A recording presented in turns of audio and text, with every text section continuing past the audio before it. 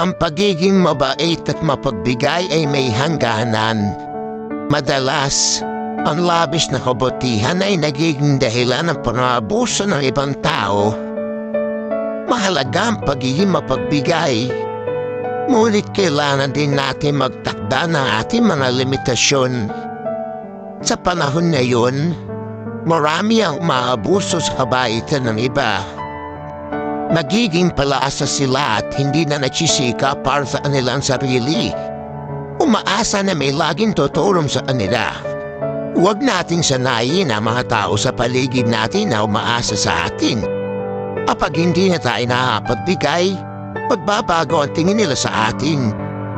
Hindi masama humindi. Kung puro sige o maabuso ka lang.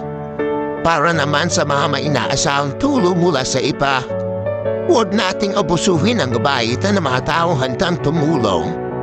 Maging kontento sa natatanggap at magpasalamat sa lahat ng biyaya.